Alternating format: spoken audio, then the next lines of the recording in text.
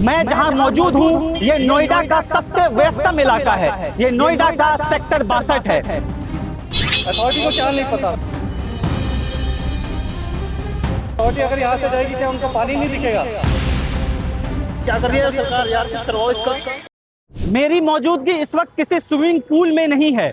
मैं जहां मौजूद हूं ये नोएडा का सबसे व्यस्तम इलाका है। ये नोएडा का सेक्टर 62 है और ये जो तस्वीरें आप देख रहे हैं, मेरी बाईं तरफ नोएडा का सेक्टर 62 मेट्रो स्टेशन है और यहाँ हालात देखिए, सड़कें जो है वो स्विमिंग पूल बनी हुई है और मेरी दाहिनी तरफ आप देख सकते हैं कि किस तरह से ट्रैफिक जो है लगातार कछुए की तरह रेंगता हुआ नजर आ रहा है। तस्वीरें हम आपको सीधी दिखा रहे हैं। अब बड़ा सवाल यह है कि नोएडा जो है उत्तर प्रदेश का सबसे हाईटेक शहर है, लेकिन उस हाईटेक शहर की स्थिति आप देखिए कि यहाँ पर घुटनों तक पानी लगा हुआ है और बारिश को रुके 2 घंटे से ज्यादा हो चुका है, लेकिन नोएडा अथॉरिटी अब तक अपने कुंभकर्णी नींद से नहीं जागी है। क्या हो गया?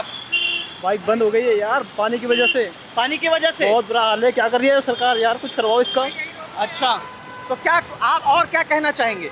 व्यवस्थाएं बिल्कुल खराब है, सरकार को ध्यान देना चाहिए आम आदमी की तरफ। जल जमाव को लेके क्या कहेंगे? यार जितने ना वादे किए गए थे ना कि देखो चालान आ जाता, आपका पीयूसी ना हो, आपका कोई भी लाइसेंस ना हो या कुछ फट से आपको पुलिस पकड़ लेती है, लेकिन इतने पानी का चालान कौन करेगा? कौन है इसके जिम्मेदार? सरकार, यहाँ के लोकल पुलिस अधिकारी, यहाँ के जिला अधिकारी, यहाँ के नेता, कौन इसके जिम्मेदार है?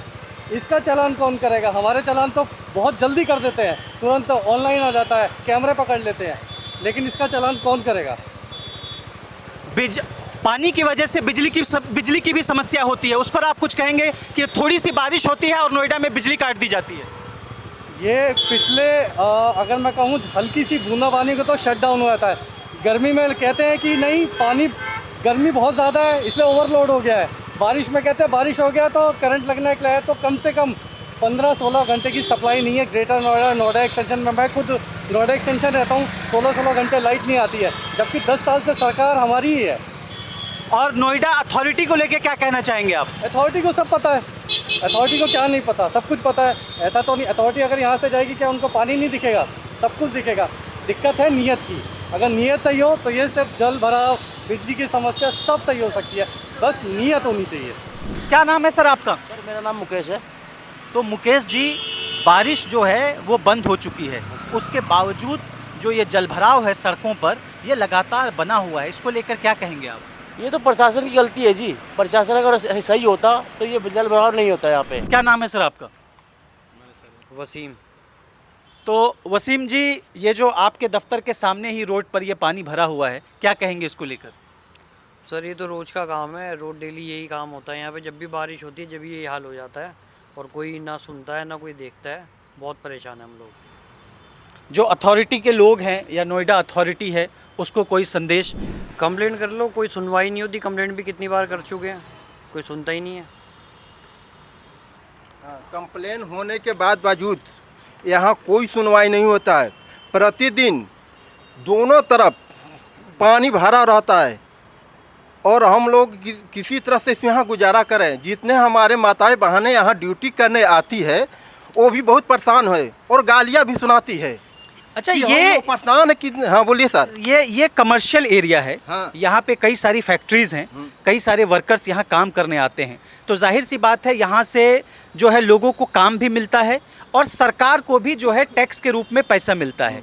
तो टैक्स के रूप में पैसा सरकार को जाता है, लेकिन आपको क्या लगता है या अथॉरिटी के पास जो जाता है, आपको लगता है कि उस हिसाब से जो सुविधाएँ होनी चाहिए वो नहीं है या वो सुविधाएँ मिलनी चाहिए?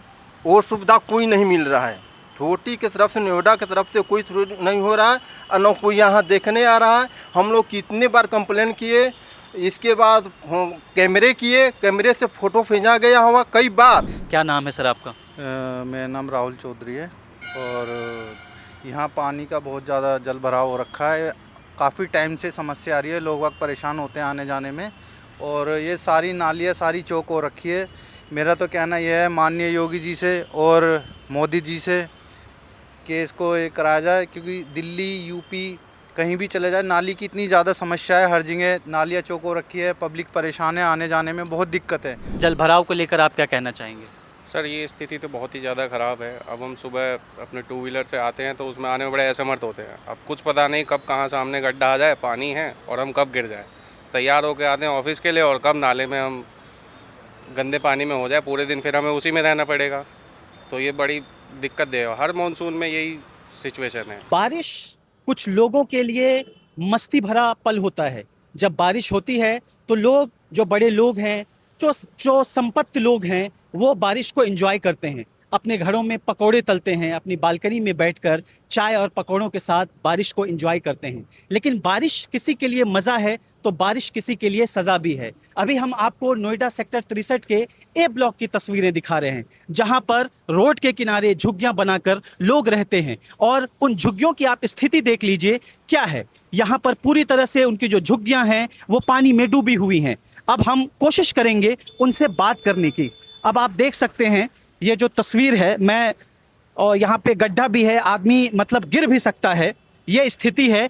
और ये देखिए झुग्गियों के अंदर का हाल जो है वो क्या है। लोगों ने अपने सामान को गठरियों में बांधकर किसी तरह से पानी से बचाने की जद्दोजहद कर रहे हैं, कोशिश कर रहे हैं, और उन्होंने अपने सामान को बांधकर खाट पे रखा हुआ है। हम उनसे बात करने की कोशिश करेंगे, हम उनसे जानने की कोशिश करेंगे आखिर उनकी समस्या। क्या नाम है सर आपका? हमारा सर पूरन मासी नाम है सर। तो पूरन जी, क्या दिक्कतें आपको आ रही है? ये कल से जो है कि 10 बजे से स्टार्टिंग पानी मारने की किया हुआ है सर। और जो है कि मान लीजिए कल से हम लोग खाना पीना भी नहीं बना पाए हैं। बारिश में कहाँ से बनाएं सर? लक्कड़ पे खाना बनाते हैं, जो कि चूल्हा तो हमारे पास है नहीं। और जो है कि हम लोग को सोने में, बैठने में, बिस्तरा में रात भर हम लोग बैठ के बयान किए हुए हैं सर। आप देख ही रहे हैं, जो कि मान लीजिए हम लोग खाट पे कैसे हम लोग बच्चे को बचाएं कि हम लोग कैसे अपने आराम करें। सारी रात जगे हुए हैं सर। कल से हम लोग खाना भी नहीं खाए हुए हैं सर। तो अगर ऐसी ही स्थिति बनी रहती है तो जो आपका परिवार है, जो आपके बच्चे हैं, वो रात कैसे गुजारेंगे? क्या इंतजाम है उसके लिए? अब इसके लिए आप लोग सेवा कर सकते हैं सर। हम लोग क्या करें बताइए? गरीब आदमी तो ऐसे पड़े हुए हैं, कभी बेलदारी मजदूरी काम मिलता है, कभी नहीं मिलता है सर। अब हम लोग ऐसे ही जो है कि 2 दिन से भूखे मर रहे हैं। अभी देखिए आपने 2, 2:30, 3 बजने वाला है, अभी तक मुंह में अन्न नहीं गया हुआ है। सुबह से बच्चे हमारे भी रोड पे ऐसे ही पड़े हुए हैं। अब क्या करें सर? तो ये मौजूदा तस्वीर है, ये स्थिति है जहाँ पर कि पूरन कह रहे हैं कि जो दिक्कत है वो सुबह से भूखे हैं, उन्होंने अभी तक अन्न ग्रहण नहीं किया है। और लगातार हम दूसरी झुग्गियों को भी आपको दिखाने की कोशिश करेंगे।